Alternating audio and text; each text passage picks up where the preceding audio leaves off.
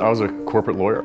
Went to work for a big New York law firm, was doing, mergers and acquisitions for 3 years, and I literally stumbled on incentives. There wasn't anything like that out there. There was incentives and rewards in like your credit card program and your bank, but there wasn't anything in healthcare. Back then, not only was it not existent, it was offensive to reward people for being healthy.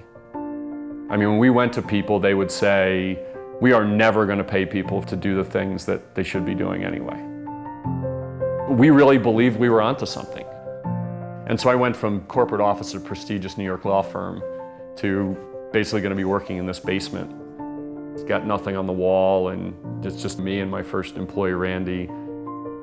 And we stuck to it, bootstrapped it. And I started what came to be known as Incent One. And Incent One became basically the first company to reward people for being healthy.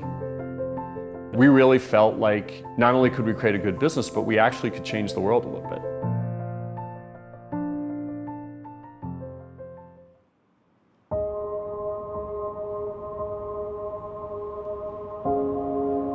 It was October 15, 2008, and we just closed our big private equity investment. It was literally almost 10 years to the day that we started.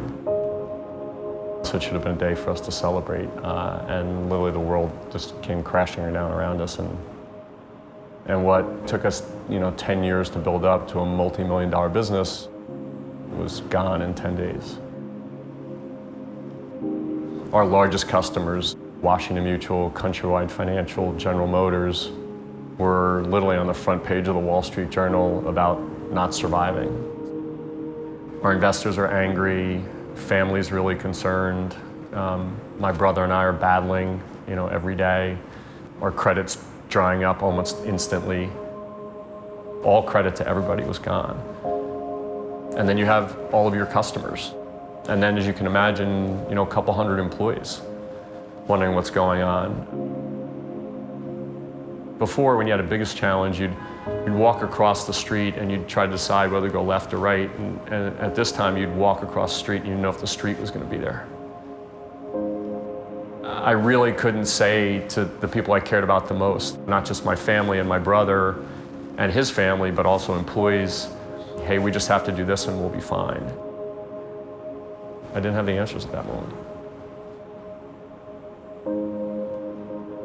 Those times at 2 in the morning, we're just trying to figure out how to turn $1 into 10 were interesting. We were looking at 2 years to save what it took us 10 years to build, and I don't know if I can save it.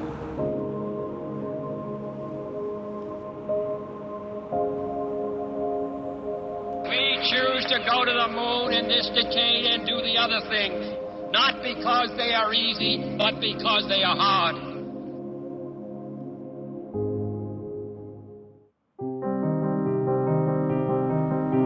I used to, at that time, get up at, like 5 in the morning and go to the gym and go sweat. And it just hit me.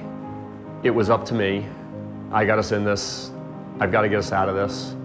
And more so than anything, I realized that I had to start to look at things a different way. I had to start to change my perspective about normal problems and normal solutions. Almost like 2 + 2 didn't have to be 4.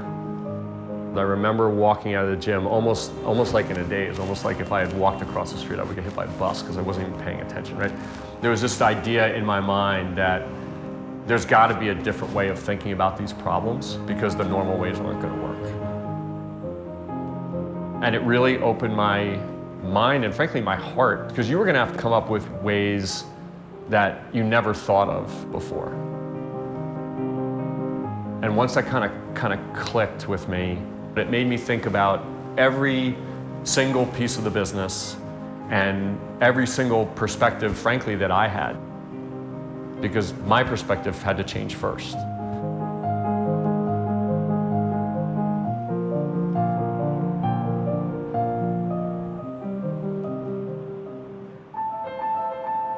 Once I got out of the kind of hard-charging mentality of just what it was going to take from get A to point B, and enabled me to really take a step back and say, what didn't I know? And it gives you almost a freedom to say, I don't have all the answers, and I've got to start to look in places I hadn't looked before. How do you think about investors differently? How do you think about your people differently? How do you think about customers differently? Serious problems. And that really, in a lot of ways, re-energized me. The real aha moment for me was, it wasn't a different spreadsheet or a new advisor or another business plan. There's no shortage of those tools out there today. It was really the change in perspective that was the key.